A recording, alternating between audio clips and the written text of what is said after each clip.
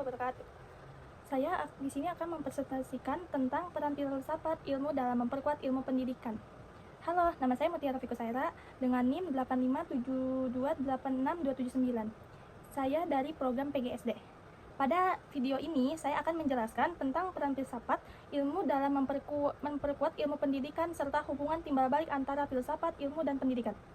Yang pertama, hubungan filsafat, ilmu, dan pendidikan. Filsafat ilmu memiliki peran penting dalam menguasai dan memperkuat ilmu pendidikan. Filsafat juga ilmu membantu pendidikan agar tetap memiliki dasar yang logis, sistematis, dan bernilai.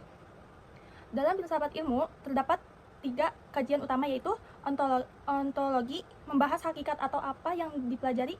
Kedua, ada epistemologi, membahas bagaimana caranya memperoleh pengetahuan. Yang ketiga, ada aksiologi, membahas manfaat dan nilai dari ilmu tersebut. Dalam pendidikan, ketiga aspek itu menjadi dasar untuk menentukan tujuan pendidikan, metode pembelajaran, dan nilai yang dibangun pada peserta didik. Yang kedua, ada filsafat ilmu memperkuat keilmuan pendidikan. Filsafat ilmu membuat pendidikan tidak hanya terjadi kegiatan pembelajaran biasa, tetapi menjadi ilmu yang ilmiah dan terarah. Contohnya dalam aspek ontologi, pendidikan pemandangan manusia sebagai makhluk yang memiliki potensi untuk berkembang. Dalam aspek ontologinya, pendidikan menggunakan metode ilmiah seperti observasi, penelitian, evaluasi, dan pembelajaran. Dalam aspek ontologi juga, pendidikan bertujuan membentuk masyarakat yang berilmu, beretika, bermanfaat bagi masyarakat. Dalam demikian, filsafat ilmu mengajarkan agar belajar tetap memiliki dasar teori, metode, dan nilai yang jelas.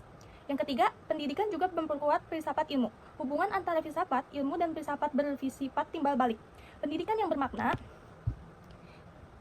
bermakna dan bernilai membantu perkembangan filsafat ilmu karena menjadikan ilmu tempat penaparan gagasan filsafat dalam kehidupan nyata. Misalnya ketika pendidik menanam sikap kritis, kreatif, dan etis kepada peserta didik, maka cara metodologi juga ikut berkembang dalam masyarakat. Artinya pendidikan bukan hanya menggunakan filsafat ilmu, tetapi menjadi sarana berkembang pemikiran filsafat itu sendiri. Yang keempat, filsafat ilmu sebagai pisau analisis. Filsafat ilmu disebut sebagai pisau analisis karena membantu membedah berbagai personal pendidikan secara mendalam. Contohnya, mengapa kualitas pendidikan masih rendah? Apakah metode pembelajaran sudah sesuai dengan kebutuhan siswa? Apakah teknologi yang benar-benar pendidikan bermanfaat melalui pendekatan ontologi, epistemologi, dan estologi?